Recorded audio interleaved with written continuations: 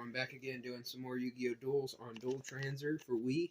For anyone that ever asks, that's the game. Came out around 2010. Basically Edison format.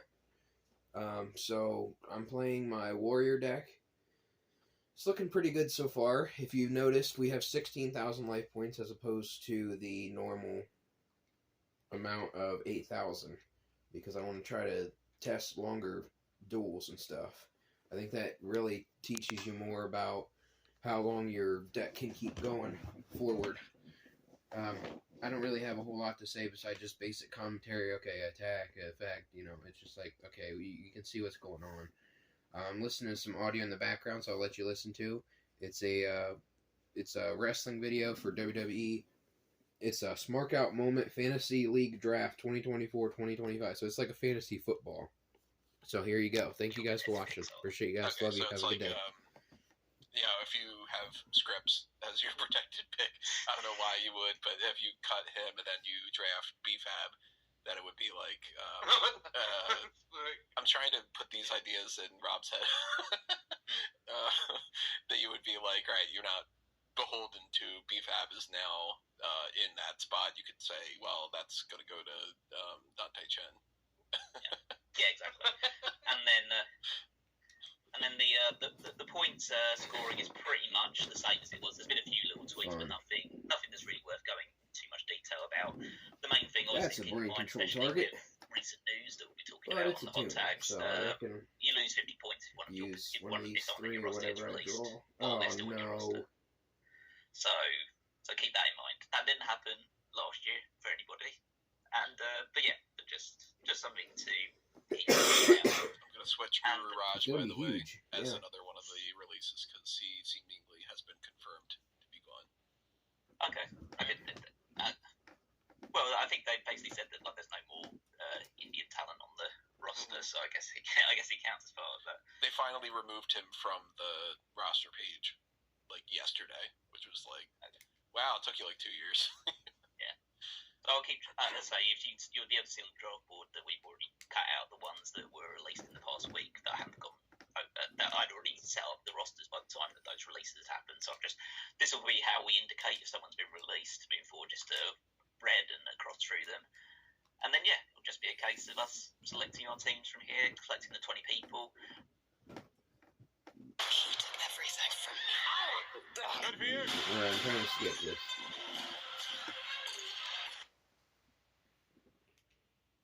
This is the main draft board. Of course, you can. I mean, realistically, you can draft like the two NFL guys that appeared at WrestleMania if you really wanted to, but they're not unlikely to get you many points for it. This is the draft board based on people that have kind of had a match in the last year or so, except for people like Big E and stuff like that. But they're technically still on the roster, even though there's a very good chance that they may not. In Big E's case, never wrestle again. Big E's ever going to wrestle again. I'm pretty confident in that at this point. So that's basically the premise then. So all we need to know, all you guys need to know for now is that we're about to draft 20 people each to our teams. There's about 200 people to choose from, so there's plenty to go around. And that'll be the crux of our teams that will slowly get whittled down by the time WrestleMania. By the time WrestleMania comes around, we'll probably be down to about like 7-8 people. So you have to be pretty focused on getting good people that you think will sustain you for the rest of the year, really. Because there aren't, even though everyone's going to be able to get a chance to trade throughout the year, there's one trade per pay-per-view cycle is not a lot to work with. So. And then when new people get added to the roster, then they just become free agents to be able to be drafted for trades. So as soon as you either cut someone from your roster, and then if you find out they're doing really well, and you have the opportunity to, you could trade them back onto your roster at some point as well. They're not like permanently frozen out for you, but it just means that you're relying on a gradually smaller and smaller pool of people to get you points. So. Alrighty, now let's see if what our strategies are. I already have a strategy ahead of time. I had thought, well, there's almost no chance that I'm going to beat Callum on the predictions on night 2. And I was like, all right, I don't want to be in the middle.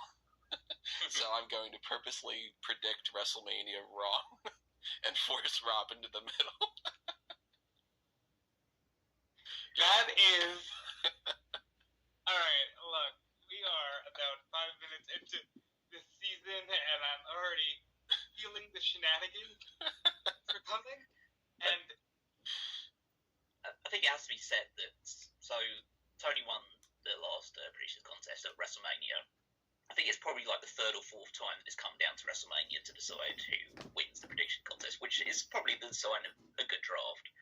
But it has to also be said that a lot of the drafts, it's kind of just come down to me and Tony, with Rob not even really in the conversation by the time it gets to WrestleMania. You've won one out of the 6 that we've done. I think 5 or 6 that we've done. Where's the? Well, the reason I won the one was because Roman was actually an active competitor. Yeah. And imagine that. So, if you guys are watching on YouTube, you can see on your screen right now. This is the wiki, the Smart Out moment, Smart-Out moment, because they forced me to do that. .fandom.com. If you go to the fantasy league section, you can see season 1. I won from the old time when it was like Wago and Peyton and them. Then it was Peyton, then it was Wago, then it was Peyton, then the first one where it was the 3 of us and Wago. That was me. Then Rob for season 6. Then Callum, then me, then me. Or no, me not for the last one. That's I just copy and pasted the same order, so we don't know who's gonna win yet. Wow. Hold on, I won 3 years ago. That's that. Okay. So yeah, I think that it has come down to the wire a few times, which is good to know. But yeah, we'll just have to see how it goes this time around, because there's a new landscape, there's some new people, it's a new era. I don't know. It's a new era. So It is a new era. Can I draft Triple H?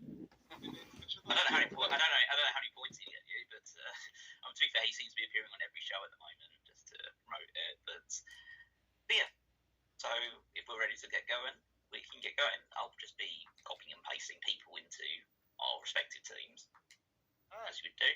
So I guess I'm going first. Who would I pick to be the first draft pick? I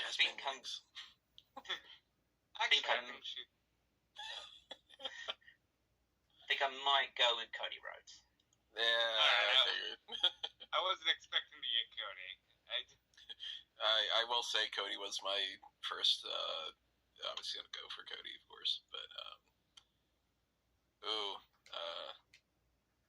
I'll say this: I have my first 3 picks mapped out, and the first of those 3 is Gunther. Damn, I was hoping that I could steal Gunther in the second roundabout. All right, so then I will go.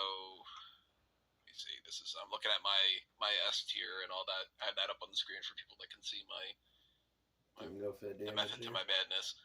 I am gonna go Becky Lynch. New women's world champions. That's good choice. And I will go.